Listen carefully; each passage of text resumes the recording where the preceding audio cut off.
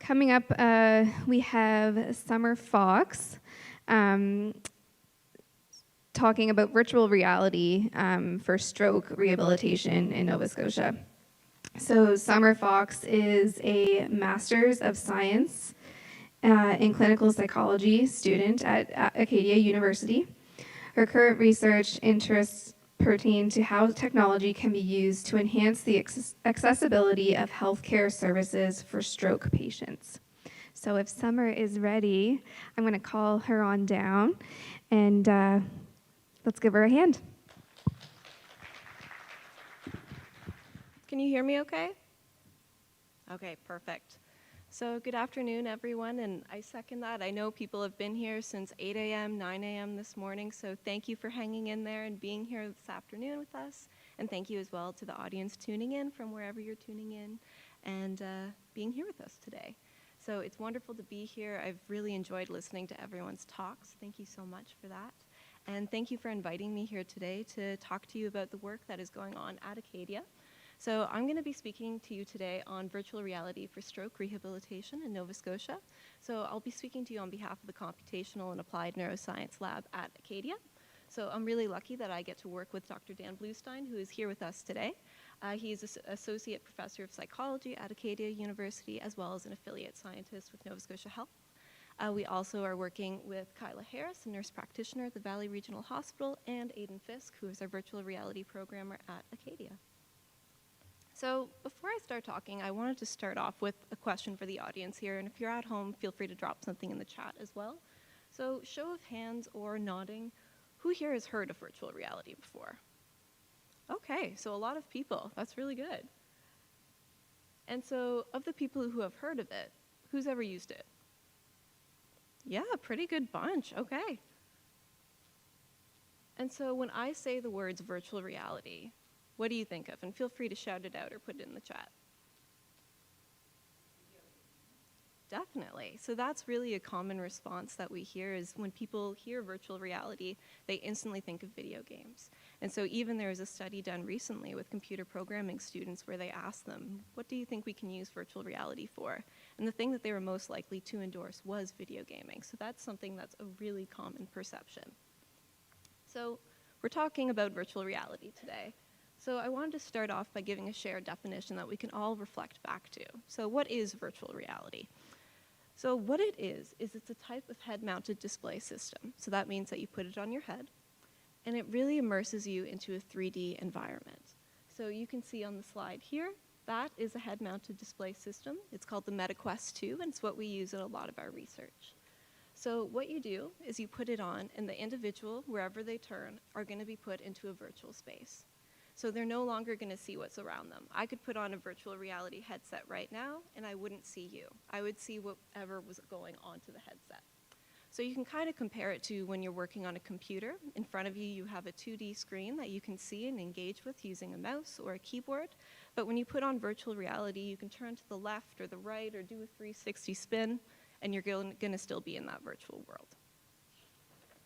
So let's talk about some of the uses of VR. So already we identified that one of the most popular ones that we think of right away is gaming. So there's a lot of potential uses for gaming with virtual reality. It's kind of similar to using a Switch or using an Xbox or a PS4. You can go out and you can buy a game and you can put it on the headset and engage with it. And there really are a variety of different types of games. There's exercise types games where you can do things like golfing or boxing, as well as games kind of like their take on Guitar Hero, if anyone remembers that from way back early 2000s, where you reach out and you can hit beats in time with the music. So there really is a variety of games. But personally, I find some of the more interesting applications of virtual reality is things like education, mental health, tourism, and rehabilitation. So in the education context, we might not think of the potential uses of virtual reality right away, but they're actually quite plentiful. So in the context of training medical students, you can even think about how there's been studies with radiography students, where they've been able to train these students how to position their clients as well as how to take certain scans from certain directions so they can really get different viewpoints of how to work with clients. And also we've seen that when people receive this kind of VR training for radiography, and we compare it to a baseline group who has gone in the typical standard training, they're actually faster at getting scans and they make fewer errors when positioning participants. So we see that there is an advantage. Virtual reality has also been used in terms of teaching medical students the structures of the heart, so getting a really interactive way to engage and pull back the layers and learn the structures. There's also uses in education that aren't for medical context. So we've seen that people have used it for business students to train them how to give better presentations. So you can put on a VR headset and it can track where your eyes are looking, as well as how many filler words you're using, such as so and like. And please don't judge me if I use those words today. And basically what you can do is look back on that feedback and learn how to be better with your presentations. So really VR can be used as an improvement tool in the education context. We also know that it can be used for mental health, and kind of the classic example you can think of with this would be phobias. So if an individual has a fear of something, typically what we do with the client is exposure therapy. So we expose them to what they're afraid of. And if you think about someone who has a fear of flying or a fear of heights, with a fear of flying, it can be quite cost prohibitive to do this kind of work because airplane tickets are expensive. So what we can do is actually create a virtual environment that simulates a plane. We can put someone in the middle seat, we can have sounds coming in that sounds just like an airplane, we can have a pilot coming over the PA system, and you can really create that authentic experience of being on a plane without having to pay for the ticket. So it can be used in a mental health context as well. And kind of a more recent application as well is tourism. So especially when you think about the COVID-19 pandemic, people weren't really traveling anywhere. So something that they did was create VR tourism. So you can technically put on a headset and experience going to a location that's far away from you. And it has a really interesting economic implication in that we know that once participants experience putting on that headset and seeing a faraway destination, their actual intent to travel to it increases, as well as their sense of well-being. It kind of, you get that feeling of when you're on a vacation, except you're in virtual reality. So again, seeing the impact for mental health as well as economy with tourism. But I think the reason why I was asked to be here today and what I really want to talk to you about is the use for rehabilitation. So rehabilitation has been done with virtual reality before, and if you hear me refer to it as VR, that's just because it's the same name, the abbreviation. And so what we know is that when we have individuals use virtual reality for stroke rehabilitation, we see improvements in strength, mobility, attention, memory, as well as reducing potential motor deficits in the upper limb, and we also see enhanced self-care abilities. So you might be wondering at this point, okay, well, Summer, we already have a standard of care. Why would we want to invest in this? And so the reason for that, and as some of you probably know sitting here today, is that there is actually quite a few barriers to stroke rehabilitation. So these are some of the more commonly cited ones that we see in the literature and that we hear survivors telling us. So there can be issues with transportation. So it can be really challenging to get to and from a clinic or a hospital, especially if they're dependent on a caregiver or someone else that they have to coordinate getting to and from appointments with. It can definitely be a barrier to accessing these services. And also distance is a really important barrier. So we know based on census data that 41.1% of Nova Scotians live in rural areas. And we also know that stroke survivors who live in rural areas are significantly less likely than survivors who live in urban areas to access services for rehabilitation. And this could potentially be because there's fewer services available in rural areas. It's not quite clear. We do know that rural stroke survivors are significantly less likely to see an occupational therapist post-stroke. So regardless of why rural stroke survivors aren't accessing these services, we do know that distance remains a barrier. In addition, availability of services is an issue. So we're in Halifax today and we're close to some major hospitals, but we do know that these wait times can be long. And this is because our systems are taxed, right? There's a lot of inflow of patients. And so I checked the website this week just out of curiosity to see what the wait time is. And so right now for referrals to physical medicine and rehabilitation, the average wait time for semi-urgent cases is 114.9 days and 122.6 days for non-urgent care. So it really is, there's a lot of people in the system and it's hard to see everyone all at once. And on top of that is cost. It can be very expensive to pay for physiotherapy time over time, and mobility can also be a barrier to stroke rehabilitation. in terms of getting to and from appointments, especially for participants. I'm sorry, you can tell that I do research because I go back and forth between survivor and participant. My apologies. We know that mobility can be a barrier if they struggle to get out of the physical home because they can't access home-based services. So with those in mind, going to Sam. Oh, there we go. I gave a spoiler. Pretend that you didn't see that. In addition to that, rehabilitation exercises can be very frustrating and challenging. So typically when we think of rehabilitation exercises, one of the first things that may come to mind may be repetitive movements. So this is something that is very effective. And things like the GRASP protocol, which is kind of a basic standard of care that may get sent home with stroke survivors, it includes tasks like repeatedly squeezing a tennis ball or like reaching out and grabbing a glass. So while these are effective, it can be quite monotonous and boring. And so when you do that, there might not be a lot of motivation to go and sit down and do these exercises if you aren't really enjoying doing them. On top of that, we know that some of these rehabilitation exercises require materials or assembly. This is especially true for when we do mirror therapy. So for that, you either need to have a mirror box like you see on the screen there, or try to balance a mirror up against something else so that you can get that feedback of seeing the non-stroke affected limb in motion. And so that can be time consuming to try and find that. And in addition, we also know that you have to use materials sometimes like cubes or putty to complete some exercises. And so if a stroke survivor can't find those in their home before they start doing the exercises, again, it's another barrier. I can't find those right now. I'll revisit this maybe in a couple of days. So again, it can be a barrier to accessing that treatment and to actually following through on doing the exercises. And also, these exercises can get quite messy. I think when I think of the classic stroke rehabilitation exercise, I think of pouring a bottle of water into glasses. And so if you think about it, if you make a slight twitch or a wrong move, water is going to get on the table, which can be very frustrating when you're just trying to do a rehabilitation exercise and instead end up with a mess. And in addition, these exercises can be quite difficult. So ideally, these exercises are going to be scaffolded in that when survivors start doing them, it's going to meet their motor ability, push them a little bit further. But it's not always a perfect match. So it can be very frustrating when you're trying to do an exercise and it's just too difficult for where you're at right now.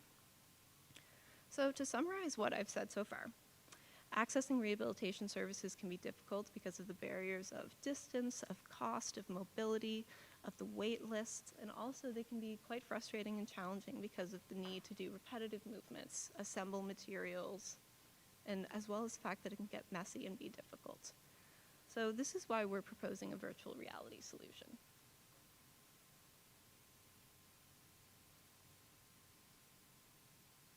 There we go.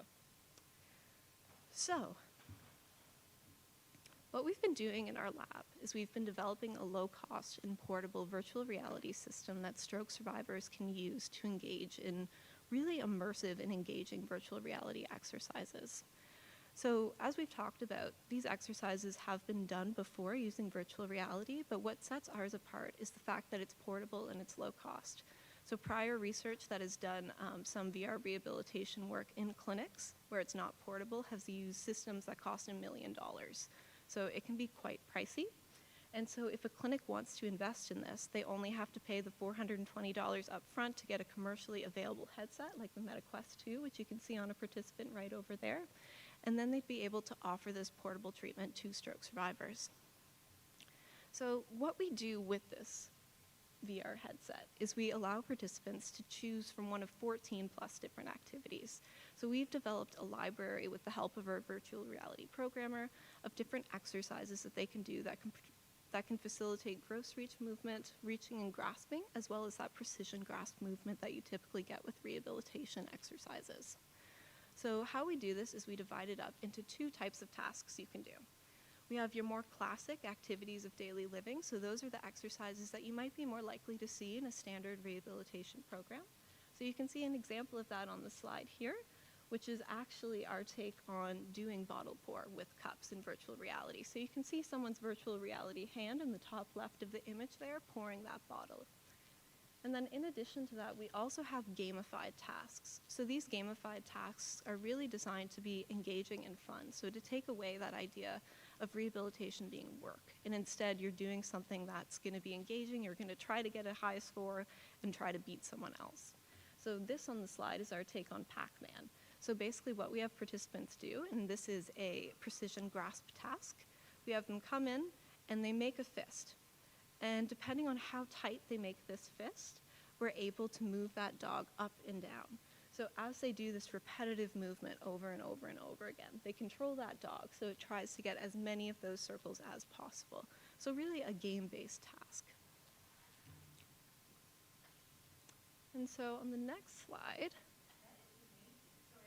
oh yeah, oh, well thank you. So we have a quick little video here so you can see for yourself. Sam will get you to press that if you don't mind. So this is an example of a game that we call 3D Caterpillar. So this is a gross reaching task. So you're going to see on the right is Aiden, our VR programmer. So that's his movements in the physical space. And on the left is his view. So he's doing these gross reaching movements, and he's trying to get all of these apples for the caterpillar. So very, very hungry caterpillar coded.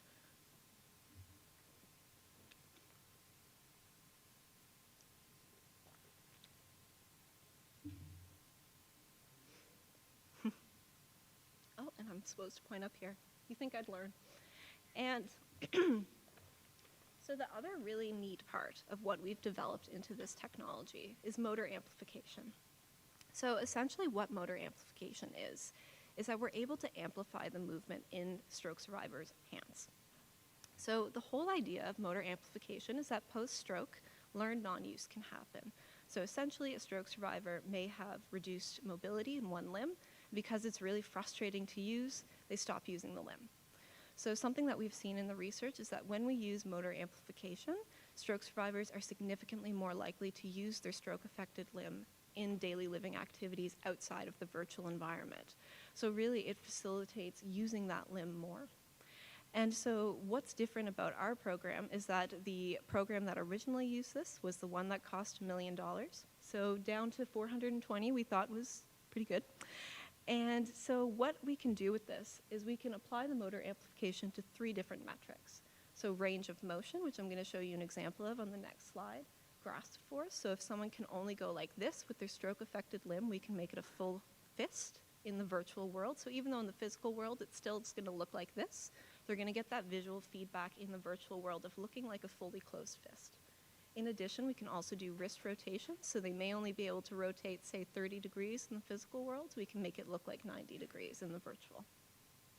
So we can apply this amplification to multiple types of movement. And Sam, if you wouldn't mind pressing that button again. So this is an example of motor amplification in action. So the left hand is typically your normal range of movement, and on the right, you're going to see that it's doubled by about 2 times. So all the way out there. And really what you can't see is that what's going on behind the scenes in the physical space is the individual is going like this and this, so equal movement, but it looks like double in the virtual world. So we wouldn't have stroke survivors coming in and going, hey, why is my right hand so much further away than my left? Instead, what we would do is we would take the range of motion for the non-affected limb and we would make it match in the right. So any deficit that exists in the stroke-affected limb would be made equal in the virtual environment. So getting rid of that deficit for the purpose of doing the virtual reality exercises with the intention being that learned non-use is less likely to happen. Well, so something else that we feel that sets our technology apart is that we try to make it as user-friendly as possible. So some of the features that really help with this sense of being user-friendly is that we have a virtual coach. So he kind of looks like Dan, who is in this room with us, so maybe you can spot him, I don't know. And so this virtual coach is able to model the movements to our stroke survivors. So when they're given, a list of instructions of do these exercises, but they don't really have a visual, that can be very frustrating and a barrier to doing the exercises in the first place. So we have this visual model who also will provide verbal instructions of how to do each exercise. In addition, we have hand tracking. So some of you, I know a lot of you here today have used VR before, so you may be familiar with the fact that oftentimes there's 2 controllers, so you hold them with both of your arms. But the issue with this is that it can require fine motor skills to navigate them because there's small buttons that you have to press, and it can also reduce what we call a sense of embodiment, so feeling one with the technology. So instead what we do is we use sensors in the headset that actually track the user's range of movement. So within a circle around the individual, we're able to see anytime they move their hand or their leg, and we can track that movement. So there's no need for controllers. In addition, we've developed multiple navigation options for the technology, so individuals can actually just speak to the coach. So they can say things like continue or repeat if they want to hear an instruction again or just to skip over it. And we also gave participants the ability to just reach out and press a button, because we realized that for individuals post-stroke, they may have a hard time with speech, so we wanted to make sure that it was accessible to everyone by also having those button options. So altogether, while having motor amplification and things like a virtual coach and hand tracking isn't novel to the idea of virtual reality, bundling all of it together and offering it for a low-cost way to hospitals and clinics is, and that's kind of what sets this work apart.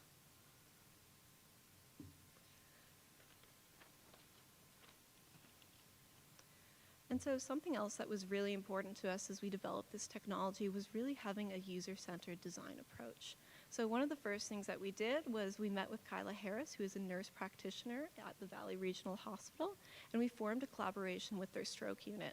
And this collaboration has really been invaluable for us in the sense that we've been able to work directly with their stroke unit coordinator, nurse practitioners, occupational therapists, physiotherapists, and really get the advice of experts on how can we make this technology as effective and engaging as possible for stroke survivors.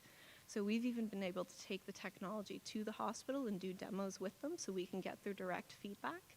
And it's been incredibly helpful as they've helped us to come up with ways to get participants to repeat movements so they can get that bonus of repeating a movement to strengthen the neural connection and being more likely to regain that mobility. And so that's been a really valuable resource for us. In addition to that, when we did this project, it was really important to us that we consulted with the stakeholders who were most impacted by this work, and that is stroke survivors themselves. So we're currently working with 3 stroke survivors as patient partners on this project. And so their role was we met with them and we described to them what we want to achieve with this. So basically having a portable, low-cost system that can be an alternative to standard rehabilitation and also take some of the stress off of our current healthcare systems, because as you saw, the wait times can be long. And so after we explained the project and they agreed to be part of it, they tried out the technology for themselves. And so we've gotten really interesting feedback from them that we've been able to incorporate into the design of our technology. One of those things was different ways to navigate with the technology. It was a stroke survivor who approached us and said, you know what, I'm fine using the voice commands, but when I think back to my early days post-stroke, it would have been maybe nice to have buttons instead. So we incorporated the buttons. And so getting this feedback has really helped us strengthen, we believe, our technology. And so what's currently happening for us with this project is just last week we sent one of our stroke survivors home with the VR headset.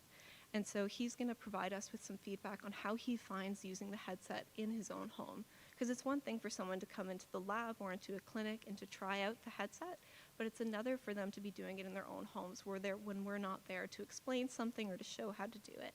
So we're really looking forward to getting feedback from this survivor on what we could improve, what we could change, what they really like about the system as it is right now.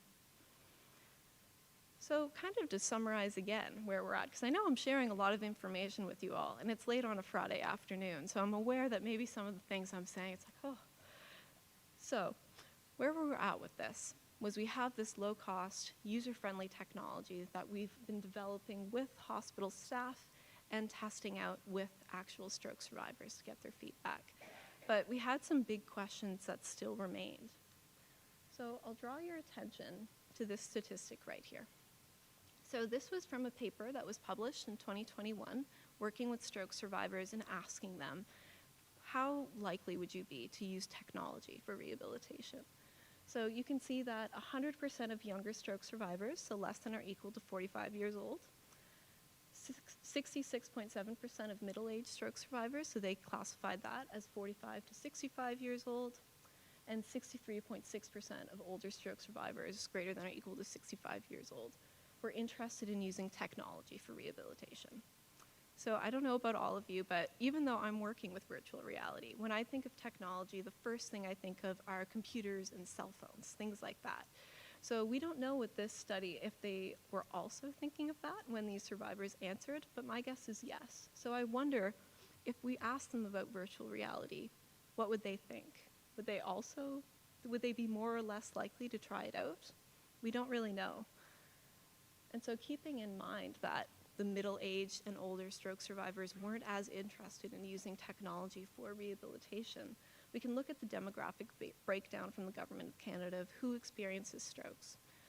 So we know that strokes affect people across the lifespan, that it's not unique to one demographic or one age group. But you can see that there is a significant increase from ages 50 onwards that they are more likely to experience a stroke. So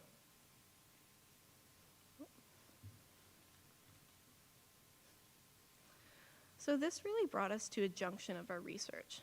If we know that only 64 to 66% of stroke patients who are middle-aged or older adults, which constitute a large proportion of the population of stroke survivors in Canada, are interested in using technology for rehabilitation, would they be willing to try out our technology?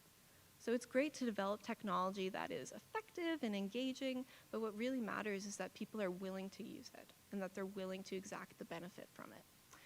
So our research question became, would individuals use it, or would preconceived barriers and attitudes towards technology, things like thinking that it can only be used for games, which is a really common sentiment, impede their ability to uptake the technology?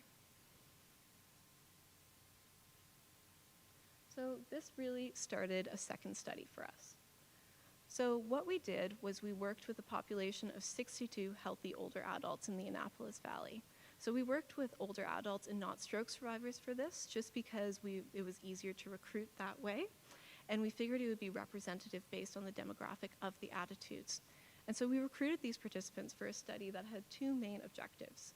The first was, are older adults willing to try VR rehabilitation technology? So getting at, is VR too much of a barrier, or are people willing to try? And can exposure to virtual reality change older adults' attitudes to the technology? So getting information about virtual reality or experiencing it for yourself, can that change what you think about it?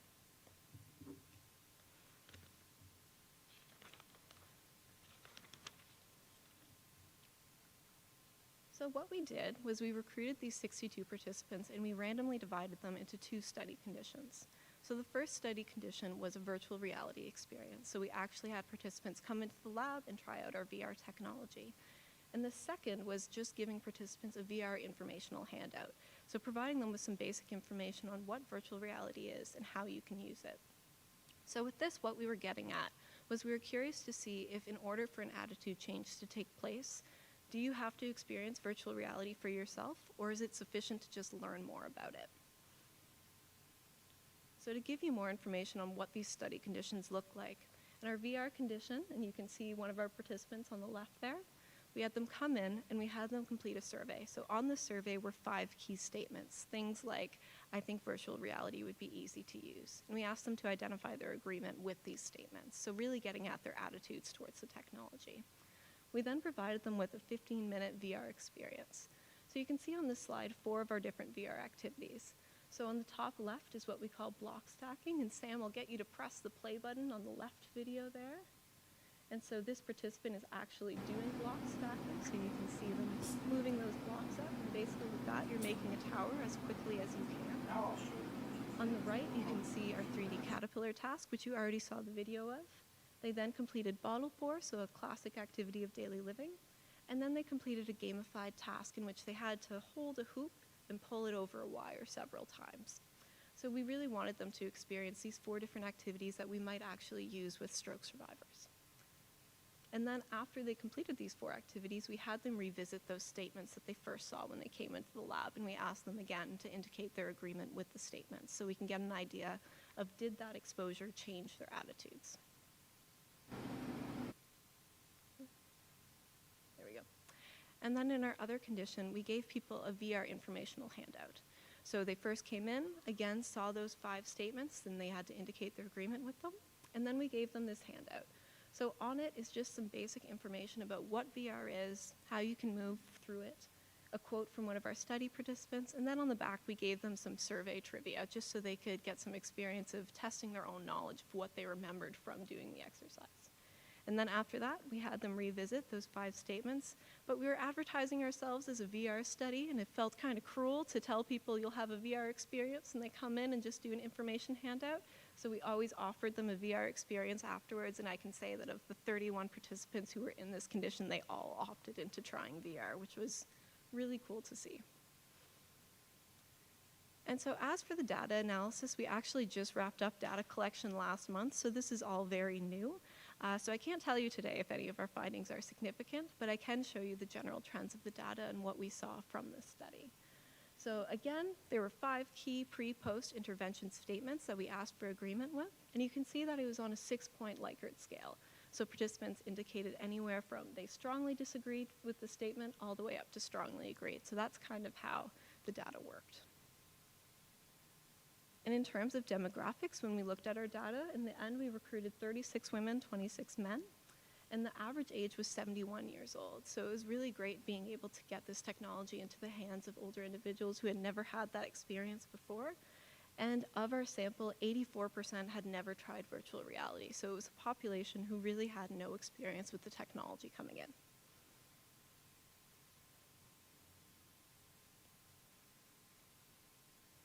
So here's a peek at our data. So our first statement that we asked participants their agreement with was, I'm open to adopting and using virtual reality in the future.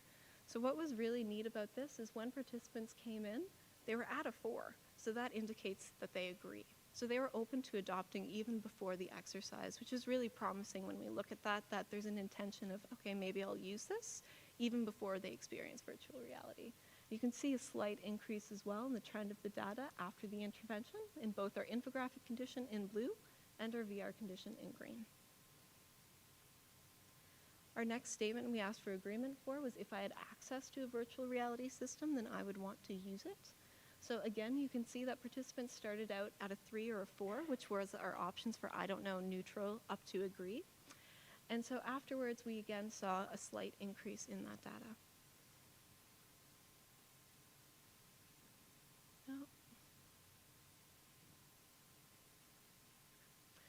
And then another statement that we asked for their agreement for was I think that virtual reality systems are easy to use. So our participants in both conditions came in not really knowing what to expect, was what they were telling me when they got there.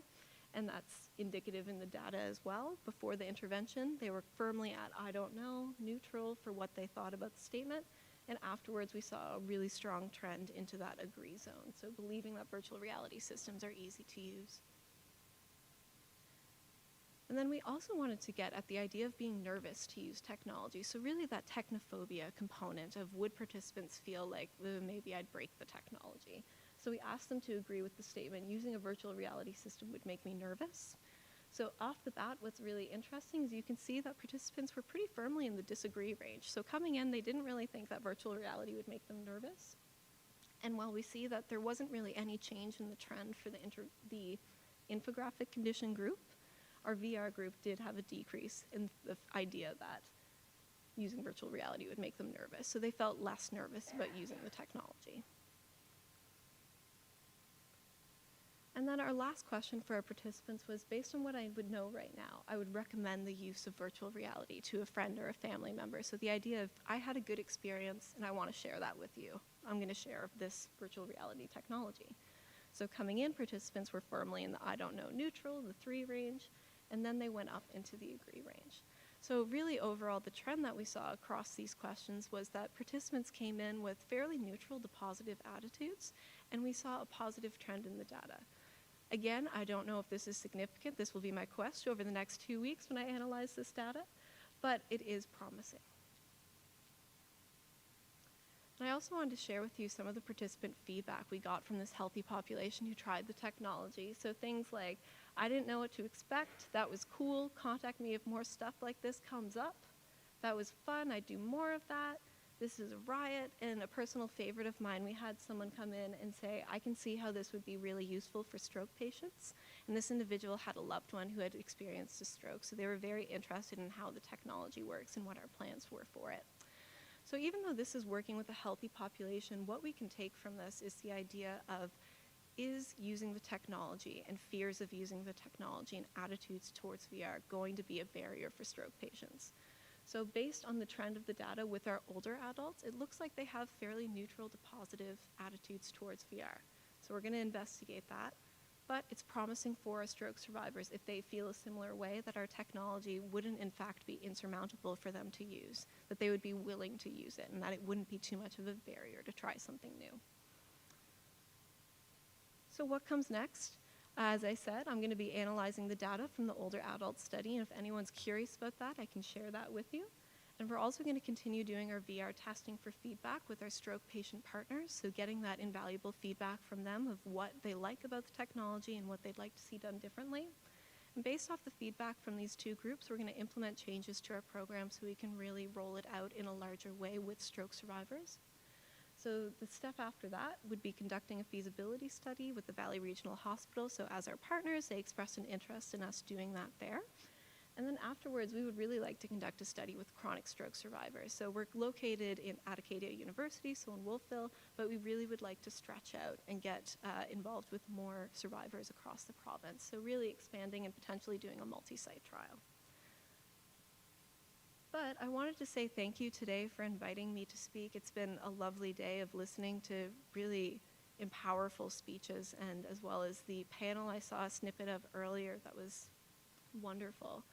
And I also wanted to say thank you to our funders, who you can see on the slide there, and our key contributors, Dr. Dan Bluestein, as well as Aidan Fisk, who have been so crucial to this research.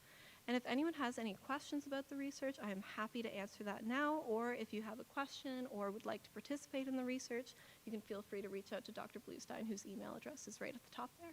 But I'm happy to answer any questions. The majority of the things that I saw in the application were more geared towards the occupational therapy aspect of rehab, like using your hand rather than your leg. Is there any future thought to creating, maybe like pushing a gas pedal or pedaling a bike or anything like that? Is that available within the technology? Yeah, that is a great question. So ideally, we started with working with upper limb just because in terms of working on anything below the waist, it significantly increases the likelihood of a fall. So we figured we would start off with this and see how it goes. But definitely there is an interest to work on below the waist because, as you pointed out, there's a lot of activities of daily living that you need that mobility for, pressing the gas pedal, walking. So that is definitely an area that we would like to expand into over time. And it's really interesting that you brought up there that classic example of pressing the gas pedal. We're always looking for specific exercises that we can implement. So one of our stroke survivors brought up that for her, something she was struggling with was printing. So that kind of gave us the idea of, okay, well, let's work on something that could be a printing task in the virtual environment. So we're always looking for different exercises to implement as well. So if anyone walks away from this today and is like, hey, it would be really cool to see an exercise like this, let us know, because we always like looking for new ideas of things that we can develop. That was amazing. Just the possibilities are endless for this project. My TBI is not from a stroke. Part of a lot of my concussion therapy was my eye, the process between my visual. Like I would have fallen down these stairs had it not been for an extensive concussion physiotherapy. And a lot of my problem, I've seen how this would be beneficial to other TBIs other than stroke. So are you also going to open up the door? Just because I know some of the problems I had was eye to hand coordination, like I would have been missing all those blocks. And so we had to do a lot of like in physio room type, move the ball here, move the ball here, move the ball here. But all the barriers are the same for any TBI. So I'm wondering if you're going to open the door for other TBIs other than stroke, because I could see how that would have been very beneficial for me. My therapy would have, I could have done that at home instead of losing a year of therapy because of COVID. Do you see what I mean? Like that type of stuff? Thanks. And that's a great point, that we see a lot of these barriers right across TBI, across stroke, and that it can be really challenging to access that healthcare. Like you said, with the pandemic, so hard to access services during that time. So definitely, the whole idea of this was, let's develop a technology that's engaging and fun to use and effective, that will make healthcare more accessible. So that would definitely, I believe, be something that we'd be open to, expanding that population just so everyone can access care, which is kind of the idea behind this, right? So, yeah.